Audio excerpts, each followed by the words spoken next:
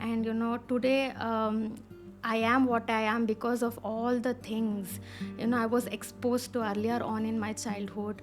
That's true, that's true. And there is a very fine line between guiding and controlling, Yeah, not the we thing. have to let them carve their own path. Yes. Passion is the way you have to lead your life. Sometimes, in order to protect your own peace of mind or your mental health, to keep up your sanity, you have to say no. What do you think is the point of life? It's a constant learning process. I have a long way to go. Postpartum rage. I don't know if you have. I think you have heard of that. Okay, I don't know, I'm not familiar. Yeah, the postpartum rage is where there's a hormonal imbalance and you have just given birth, and there is a tiny human being that's entirely dependent on you, and you have no idea what to do or how to take care of it, and all these things lead to rage and anger issues and mood swings, severe mood swings.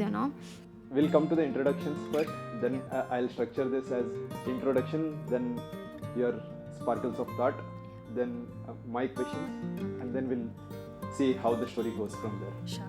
Okay, so for the viewers, if you can say a little introduction about you. So if I have to talk about myself, if I have to describe myself in 3 words, I would say I'm a dreamer. So I've always believed in dreaming big, because dreaming big costs us nothing, right?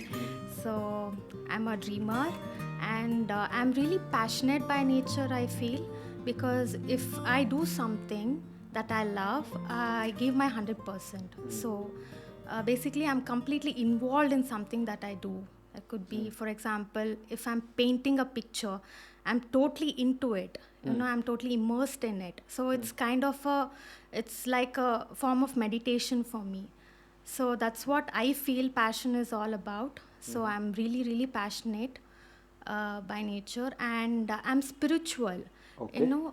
Right from childhood, I've had this inclination towards spirituality.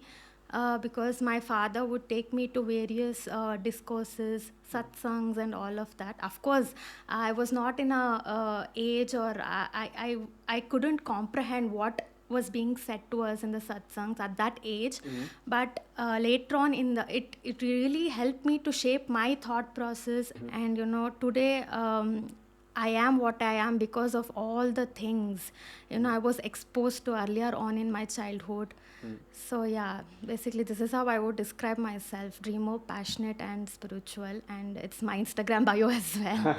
Nice. But if I look back at my childhood, I think I was, as a person, I was always emotionally involved in things, right?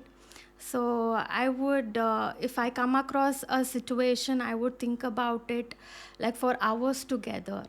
So it's a classic example of overthinking. So in later stages of my life, that is during my teenage years, when I was doing my PUC, first PU and second PU, a lot of realizations happened, a lot of, it was like a reality check for me. So that's when I realized, no, I have to learn to let go of things. Now there's a fine line between deep thinking and overthinking. So I've always thought that, I would absorb things on a deeper level, but I wouldn't let it go easily. But in that period of time during my teenage years, in my late teenage years, I realized that no, I have to strike a balance between being emotional and being practical. So there has to be a mixture of both, because life is not just about being emotional all the time. It's much more than that, right? Yes. So now today I can see I'm not 100% perfect. I've not reached that level where I can say, okay, I have 100% balanced mindset in everything. But I try my best to find the common ground between being emotional and being practical, because mostly I find myself swaying between these two extremes. Yes. So yeah, that is what I would like to tell about myself. You know what? It's like the way you are telling now, I just put a mirror in front of me and it's like I'm seeing myself. this Yeah. this thought of being more practical and less emotional and more emotional and less practical, I don't know, maybe if you see things and experience things, with experience comes this, Correct. but this has a lot of influence from childhood, as you said. Correct. If you are more practical in childhood, I don't think this emotional aspect at least comes in our Correct. everyday life. Correct. But we being emotional in the childhood, maybe then the Correct. reality check thing. I would love to come back to this Huh. reality check part later in the podcast. Sure. So, firstly, I wanted to ask about your thought process behind this Sparkles of thought. sparkles of thought. I'm sorry. It's okay. It's Yeah, okay. No problem. sparkles of thought. What is sparkles of thought, and how did you come up with it? What is the intention? So yeah, I've always been an avid reader since my childhood. I used to read a lot of books. My father introduced me to a lot of story books during my initial years, and that's how I developed a passion for reading. And during my graduation years, when I was doing my BSc, I had additional English as one of my core subjects. Okay. So that's when I Other than English. other than English. What Yeah. is this additional English? This is mainly all about literature, the core grammar. It's the Okay. technical part of English. Okay. So that's when I discovered a part of myself which loved writing. I developed a passion for writing. So initially I started off with poems, simple four-liners, three-liners, such, and quotes. And then after getting married, there was this brief period where I started writing articles, essays related to my day-to-day experiences. So More of a refined journal. yes, correct. So actually, I started Sparkles of Thoughts in the year 2017. Okay. While I was still writing poems, it was just meant for poems. That was my idea. The name Sparkles of Thoughts, I came up with this name because basically my blog is all about emotional well-being, mental health, general wellness, basically about emotions and thoughts, let's put it that way. So I wanted the name to be very relevant. So the moment people read the name, the title of the blog, they should get a vague idea about what the blog is all about. So that's how I came up with the name. Just to add a fancy word, I was like, okay, let's call it Sparkles of Thoughts, So that's how I came up with the name. And initially it was all just, culmination of poems and quotes. And then in the year 2020 is when I started writing essays, like full length essays. And those are basically my thoughts and opinions about life in general. And if you look at my blog, it's all about, I've many people say that I have been very repetitive of words and certain phrases. That's because I've always believed in, emphasizing what are emotions all about, what is life, and how can we, these are just my perception about life. That was the sole intention with which I started this blog.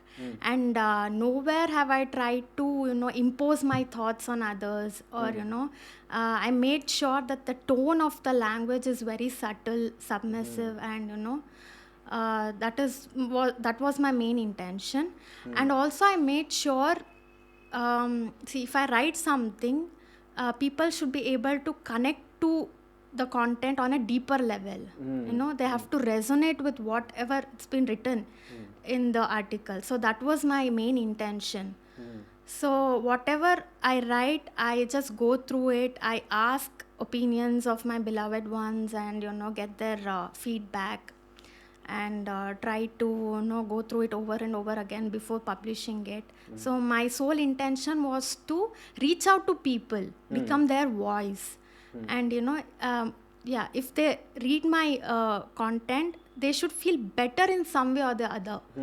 So that was my intention. That is why I started this. That's how Sparkles of Thoughts came was in. started. Yes, wonderful. While you're speaking, I got some 100 questions, but I don't remember all the 100 questions. I have very few basic questions from whatever you have said right now. So, you said content is phrases are repetitive, Yeah. but I feel content itself is not new. Whatever we are writing in 2024, it's definitely not new. Correct. It's been there. It's now Correct. thousands of years. Correct. And whatever we are writing, it's just our own voice Very saying true. out. So, Very true. so even if it is repetitive, it doesn't matter. I feel emotions and thoughts. Yeah. These are the two things that you are emphasizing in your Correct. blog. With poems, of course. You started as poems, but the intention is emotions and thoughts. Yeah. Why do you think emotion regulation or emotion expression is that much important in everyday life? Every day we do the same thing, same routine. Life moves on. But why do you think this emotion regulation or self scrutiny of our emotions is important? Wow, that's a wonderful question. So I've had multiple thoughts regarding this, why emotional management is very important in our day-to-day life. I feel it's because if we are aware of ourselves, our inner world, our emotions and thoughts, we can conduct ourselves in a better way. And that in turn leads to living a better life, better quality of life, right? If I have the basic awareness of what's happening within me, if I'm aware of how my emotions are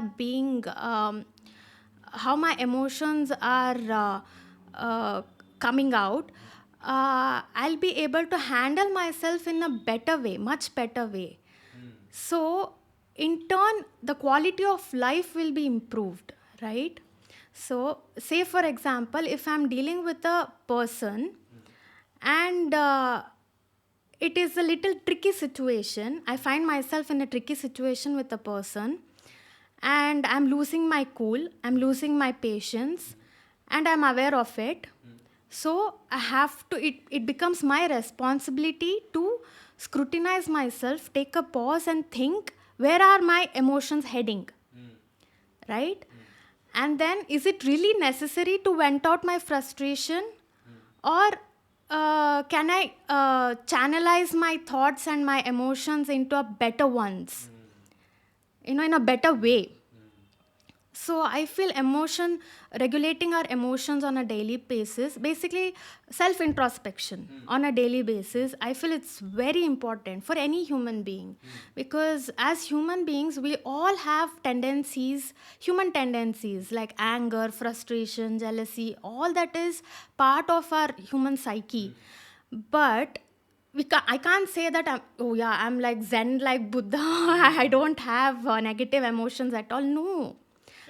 Yes, I do have negative thoughts. I do have negative emotions, but it becomes my responsibility to become aware of those thoughts and channelize those thoughts into a pleasant ones. Let's put it that way. So if I'm angry at the moment, I feel like a hypocrite while saying this because No. there have been times where I've lost my cool a number of times. But at least, there's some inner voice that tells me, okay, wait, stop. So 7 to 8 times out of 10 times, I listen to my inner voice, which says, okay, stop. This is not really required. You speak when it is absolutely required. When you have to speak, you speak in in certain situations. But it is not necessary to vent your frustration over petty things, right? Petty things are subjective, isn't it? Yeah. Or venting out your feelings on absolutely necessary things is also subjective. I feel. Correct. How do you judge that in general terms? So, see, you pretty much answered your own question, I feel. It is circumstantial. Say, for example, a daily scenario, a husband and wife, right? We are heading into an argument. And so I feel like, this is heading somewhere else. It is going to another level. So it either becomes my responsibility or my husband's responsibility to, it will be in our hands, to gracefully get ourselves out of that situation. I don't want to give my husband's example because he's zen like literally. I'm not just saying it because he's my husband. He is calm most of all the times, regardless of the situation. So it applies to me. So it becomes my responsibility to look within myself and handle my emotions in the right way. So of course it is subjective and it is purely circumstantial. So it differs on, it depends, it completely depends on the kind of situation we are in and the context, the gravity of the situation. So yeah. Yeah, gravity of the situation also. Yeah, that's very true. And how big of this emotion thing is for regular people? I don't think people in their daily life even think of venting out their feelings, either write something. I am a big advocate of writing whatever you feel. Correct. Once I started writing out whatever I feel on a piece of paper or somewhere in the computer thing, notes thing, I felt okay. The next day was completely peaceful. Correct. That thing really helped me with having a clarity of thought. Correct. But this emotions part I don't actually understand. Emotions and thoughts, okay, let's put a pause on emotions. We'll come back to this because I have a lot to discuss, so we'll come back to this later. I don't know how I'm telling too much, too many topics. I'll come back to it, but thoughts, emotions and thoughts. Can you expand on the thoughts part? So I feel again thoughts. It completely depends on an individual. The kind of mindset, the kind of conditioning that we have received. It could be in the early childhood, and there are multiple factors involved in shaping our thought process. So there's one situation and I can interpret that situation in n number of ways, right? And mostly the kind of interpretation depends on the kind of mindset or the kind of perception that I have towards life or towards that situation. So it purely depends on how I perceive things, how I see things, right? Like for example, there's a road rage and I'm a spectator. Like I have so many thoughts racing through my mind. Like as a responsible citizen, I can go ahead and try to make peace between the two parties, or I can just stand back and watch the whole things happening right in front of my eyes. So I think there are thoughts that keep coming up, that keep just there are bombardment of thoughts, right? And that is when thoughts turn into emotions. So I see a road rage, I have a thought in my mind, okay, something is happening in front of me, and when I when I focus on that thought develop into an emotion. So I think it's a mixture of both psychology and physiology, right? Emotion is more like the physiological byproduct of a thought, right? So a thought arises in my mind based on my perception or based on my mindset, and if I focus on that thought, if I keep focusing on that thought, that will develop into an emotion. So I see a road rage and I'm feeling anxious. My whole body starts shivering, or I start sweating profusely. Yes. So I think, Handling that part in that situation yes, is your own intelligence. yes, Nice. I got to know about this emotions thing very recently. That there are some emotions called as anxious, right? Feeling anxious is, we use terms very vaguely nowadays. Correct. All this OCD Correct. and OCD, yes. these are very deep depression, Correct. OCD and Correct. feeling anxiety and everything. These are very deep, actual psychological Correct. diseases that we tend to use very lightly. Correct. And that applies to the emotions part as well. We tend to take our emotions very lightly. We don't acknowledge them Correct. in the right point of Correct. thing. Uh, when you were telling about this road rage thing, the exact same scenario ran into my mind also. So, not only road rage, when we go on roads, we see somebody standing in a signal, in a red light. When it turns green, immediately there are hundreds of honks from Correct. all the directions, and I feel like, what is going on? It's just 1 second. You won't reach your home drastically. Correct. In a You jiffy. don't save you don't save a lot of time. You just save 2 seconds or 3 seconds, maximum 1 minute. Correct. The difference between 60 kmph and 80 kmph is just 20 minutes. 20 minutes. So I don't know why, and especially in Indian conditions, maybe I would get a lot of backlash because of this statement, but I feel with our culture and whatever we are having, with our history and stuff, we should be more good.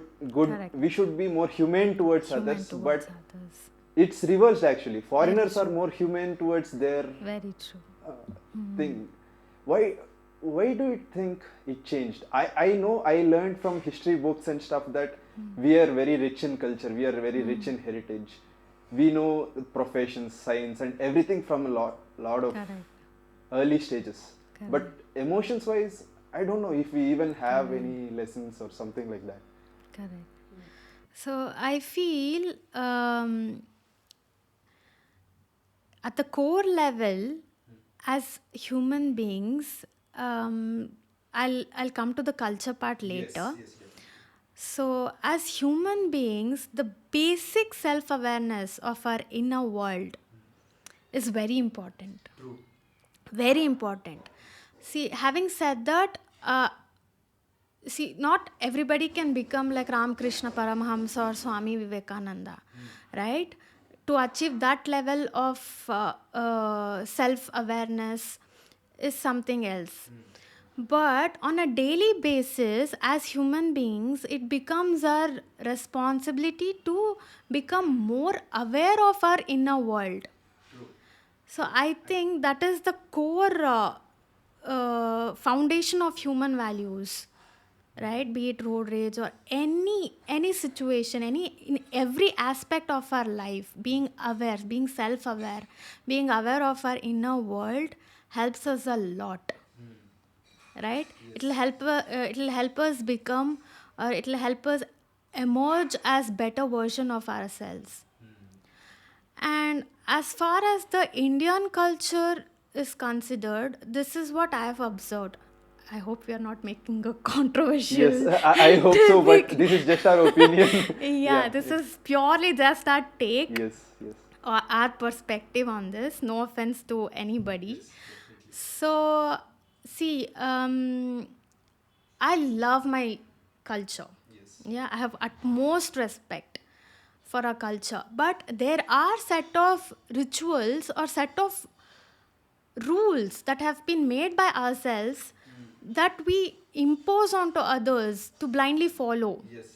Right? Without reason. Without reasoning. I don't really find a valid reason behind certain rituals. Right? See, now, if there's a younger sibling, it's my duty to treat her with utmost respect and love. But if I choose to boss over her, or try to instigate my authoritative power over her just by saying, "Oh, I'm older to you," right? I'm 5 years older to you. I am much more experienced. Yes. See, I find this very common in our culture. This elder and younger people, the disparity. Bossing over thing. Yes, yes, true. So, but I feel, every human being deserves respect regardless of age. Right? Yes. I don't mean to say like you have to address your younger people, "Oh, come here, bunny hogi." No. But the respect, the very meaning of respect goes way beyond just addressing people, right? It is, reciprocating their feelings, valuing their feelings, being sensitive towards their feelings and emotions. Yeah. So this is something that I find very common in our culture, instigating our authoritative power over our younger ones, just because saying that I'm older one, I'm elder to you, so don't do that. Okay, see, it is our responsibility to correct them, to guide them, to scrutinize them, but not to control their lives. Because every human being deserves to live their life on their own terms. Yeah, be it. Yeah. Even as a parent today, I have no rights over my daughter's life whatsoever. Of course, it is my basic responsibility and duty to guide her, through, and to let her know what's right and what's wrong. That definitely I'll do as a mother. But it is definitely not my rights to, wanting to control somebody's lives. It is so uncalled for. It is so unfair.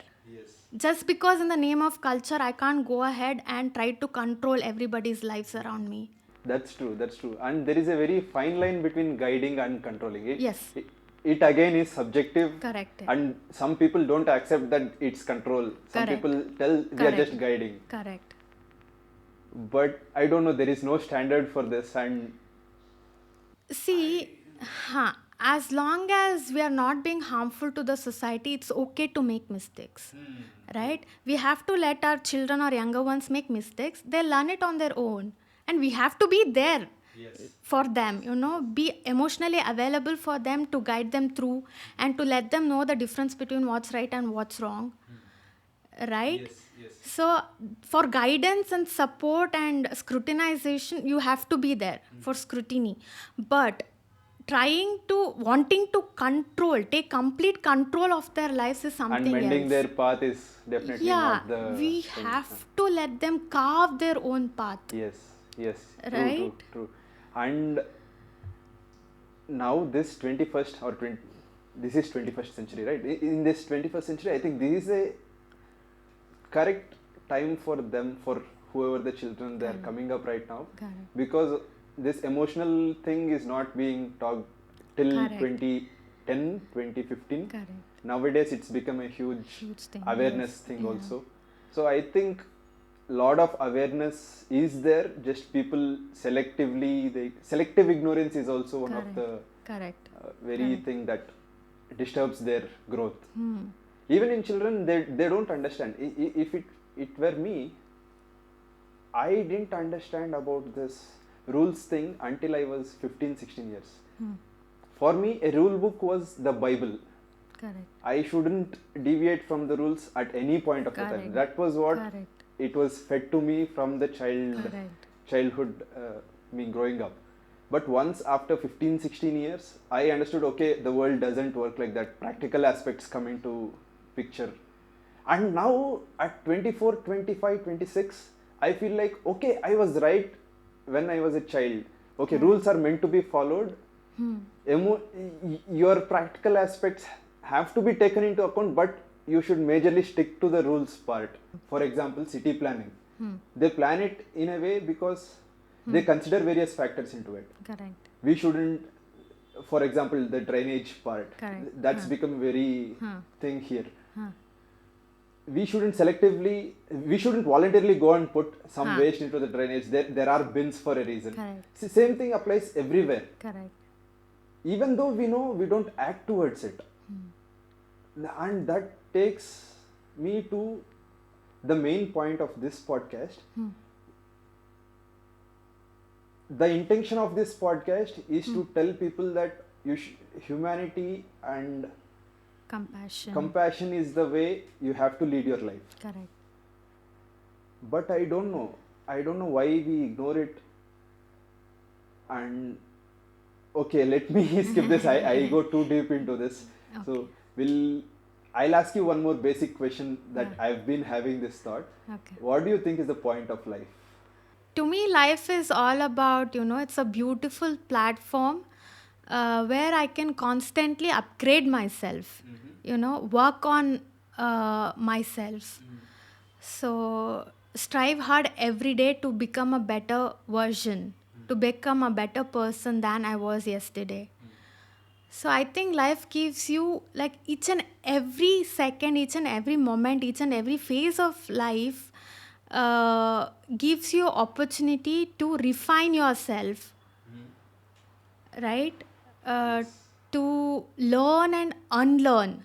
See, I feel life is not just about learning. Of course, life is a constant learning process, but it's not just about learning. It's also about unlearning a lot of things. We have been conditioned in a certain way, but after hitting certain point in life, reaching certain point in life, we feel that we have been conditioned in not so right way. That's so true. Unlearning part, we don't even consider the unlearning Consider part. Forget that. what you know and Huh. get knowledge from whoever, Huh. whoever or whatever it Get is. a fresh Yes, fresh perspective. perspective. We never do that. Huh. Yeah, that's true. That's so brilliant. Huh. So I feel the point of life is to constantly work on ourselves, work towards. See, what happens is when I take the initiative to start working on myself and I see considerable changes in myself, that will have a positive ripple effect around me. See, that will also impact my loved ones, people who are closely associated with me, right? If I decide to work on a particular trait that is bothering others, right? And I decide to change that trait or drop that trait, it will not only help me, but also it will help others as well, all the people around me. So that is the whole point of life. Life is all about that, right? I can't expect someone to change. That is not my responsibility. Yes. I'm But only whatever is responsible. in your control, in your thing, Yeah. that doesn't affect the others. Yes. Oh yeah, definitely. Life is what I make out of it. Hmm. So to me, life is a beautiful canvas in which I can paint whatever I want. So I feel life is a beautiful platform where we can keep upgrading ourselves, keep improving our quality of thoughts. I think it's all interlinked. It's a chain reaction. I take an initiative to work on myself. I change my inner world. I change my thoughts. I change my perception for better. Very Yes, important. for For better. better. Yes. And it will have a positive impact on others, like the closely associated people, and so on and so forth. It is Yes. a ripple effect. Yes, definitely. Closely related ones. How much do you actually, not do you, how much, I can't say should also, I don't know how to phrase this question, but I'll phrase it in a very blunt way, but this is not the way I intended. Correct. How much should you care for your loved ones? Okay. There is some limit to everything. Even self-love, when Correct. it becomes more, it turns into ego. Correct. Or whatever the people see. So, how much should you care for your loved ones around you or whoever? Correct. See, when we talk about caring for our loved ones, I feel it's very important to set healthy boundaries. Boundaries are very important. I learned it the hard way. Yes, yes. Of I am like, learning the hard way too. I'm still learning it. I can't say it's very difficult for me to say no to my loved ones. Very difficult. I still struggle a lot when it comes to saying no to my loved ones. But it's also very important. In certain situations, not every time you can say yes to everything, right? Definitely. Sometimes, in order to protect your own peace of mind or your mental health, to keep up your sanity, you have to say no. Definitely say no. Huh. And healthy boundaries thing is very important. But it is very tricky. it is very tricky, yeah. I often find myself in dilemma. Like, okay, I have to care for my loved ones, but what if I end up hurting them? So that is a very tricky situation. But yeah, when you assess the situation, when you think of long-term consequences, right? See, if you say no to something and if your loved one is hurt for a very short period of time, and if they get over it after some time, then it's okay, na? It's okay. It's okay, But yeah. it should not have a long-term impact, right? So we Yes. have to basically assess the situation, the kind of situation we are in, and think about the consequences. Yes, but these small no things end up into something Yes. big also. That Correct. that scares me every day actually. Correct. Every time somebody messages me, I want to meet you for dinner, but I have this editing work. So Correct. I bluntly say Say no, no. I don't have time, and I feel bad later. Oh, why did I do this? Even somebody replies me on WhatsApp, I don't check WhatsApp for 2 3 days sometimes because I'm I know I am not doing justice to say that I am not Correct. replying. That's definitely wrong on my part. But I feel the situation, the kind of situation one person is for me, I'm in, and I feel after replying after 2 3 days, I open WhatsApp, I see some 20 chats, I reply to everyone. Sorry, I was busy. I was doing this. Every time this sorry keeps on Correct. incrementing, and I don't know, people feel bad. Maybe people feeling bad is different, but loved ones feeling bad, I don't know, that hurts Correct. sometimes. I think I can relate to whatever you're saying.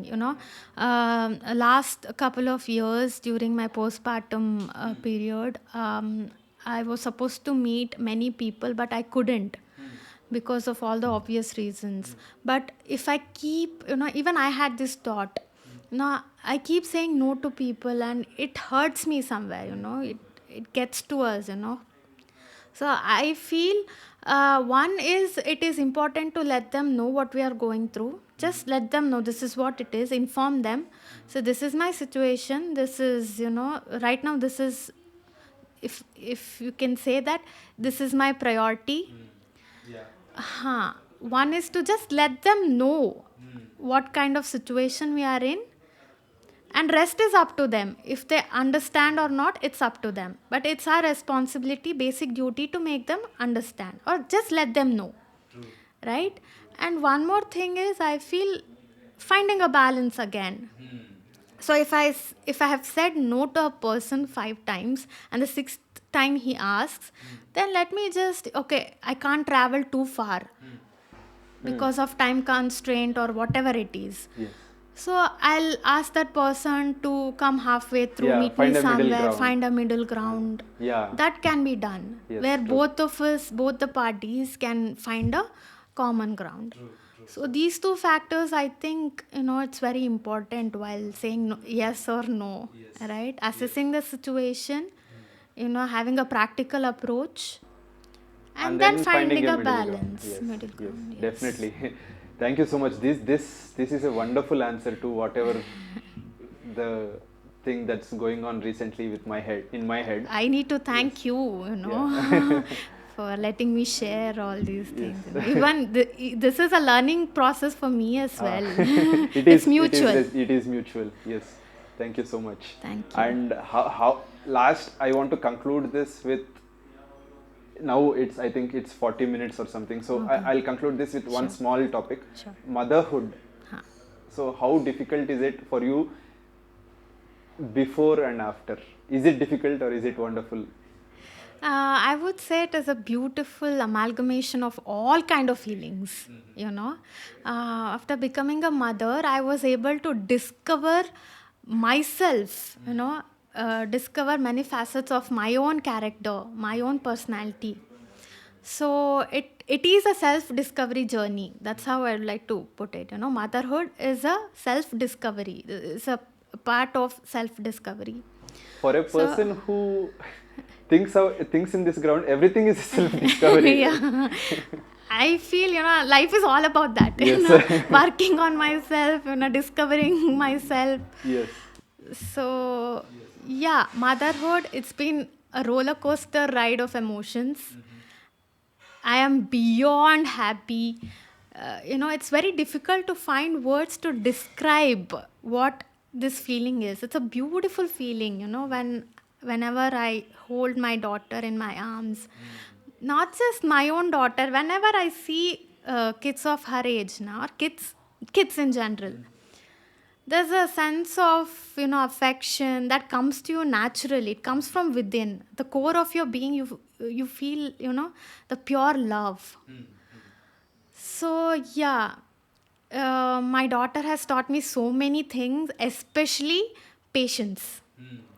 I've realized patience and calmness are the finest qualities that one can possess. Patience is the greatest virtue. Again, having said that, I feel like a hypocrite because I tend to lose my cool easily in most of the situations. Yeah, again, it's subjective. Yeah, but at least I've developed that basic awareness. I've realized the importance of being patient.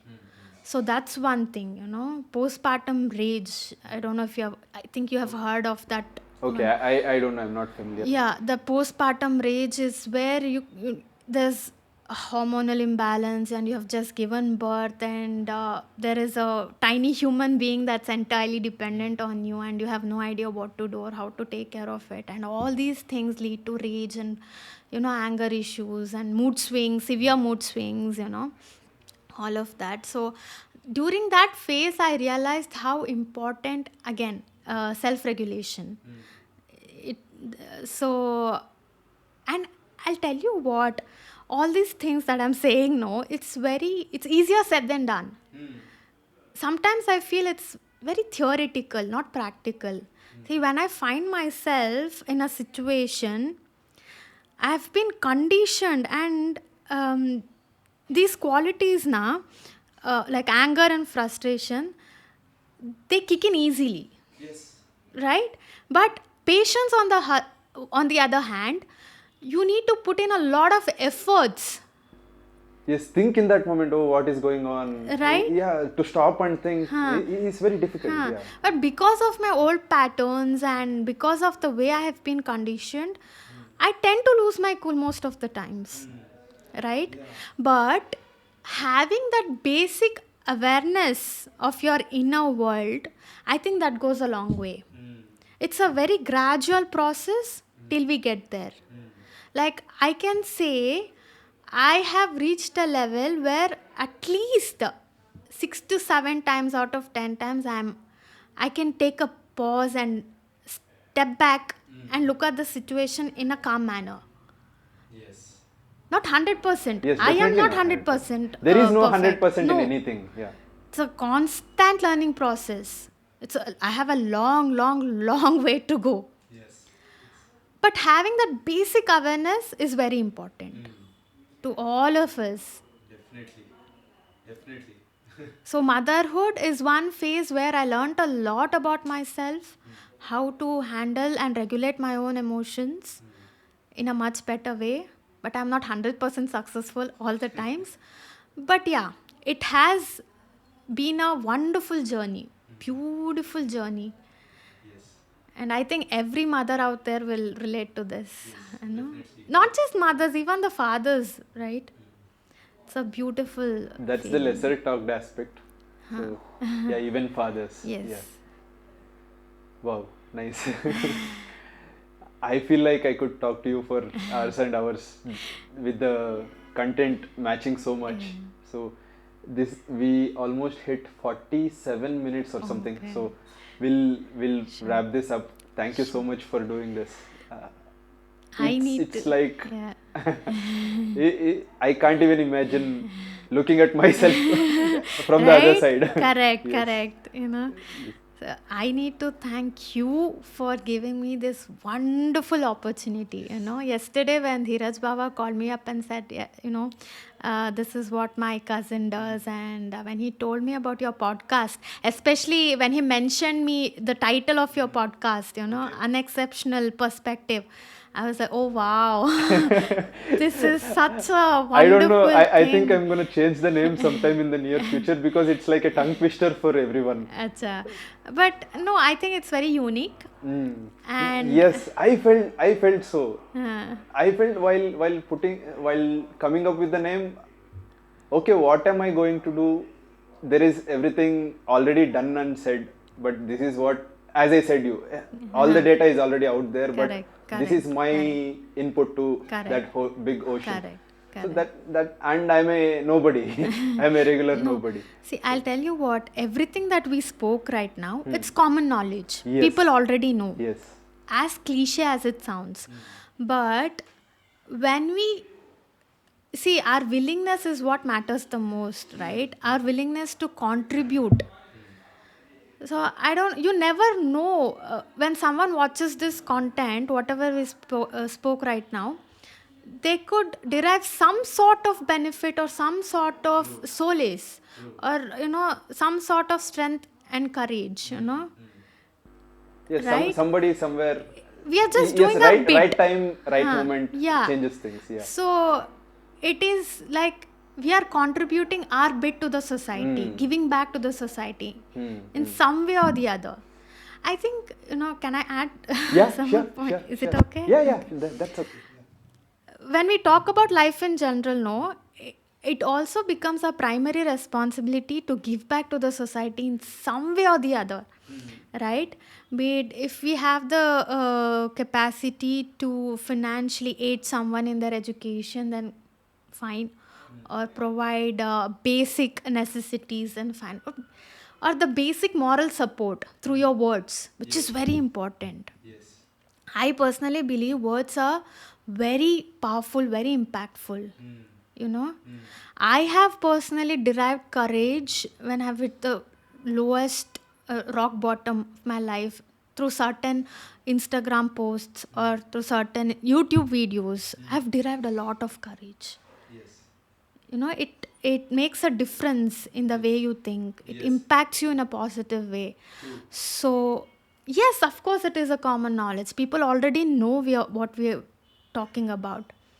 But it is like emphasizing it over and over again. Just doing our bit, that's all. Yes. So, Thank you so much for positive vibes all around. Yes. I would like to conclude this podcast, but if it's okay, with one of your poems or one of your quotes, okay. if you remember. Okay, there's this quote. I don't exactly remember the lines they are. Sure. I think I've written one particular quote where I've spoken about getting back in touch with our true nature. I hope it's not too philosophical or heavy. Oh, even if it is, it's completely fine. It is for me. This quote is for me. So I've written something like this, no matter how materialistically successful we are, but if we just succeed in touching one person's life, that is true success. And always trying to stay in tune with your inner self. That is what life is all about. Something on these lines I have written, but I don't remember the exact lines. Yes, but wonderfully put. So, yeah. This is like summing up the whole podcast in one sentence. Yes. So thank you so much. Thank you so much. I profusely thank you and Dheeraj Baba for giving me this wonderful opportunity. And I must say, whatever you're doing, it's a wonderful initiative. Thank you. And through your podcast, many people can be benefited, and I'm sure it's going to help a lot of people in the long run. Thank you. So thank you so much for for this wonderful initiative and for being a wonderful human being. Thank you so much. Thanks a lot. Thank you.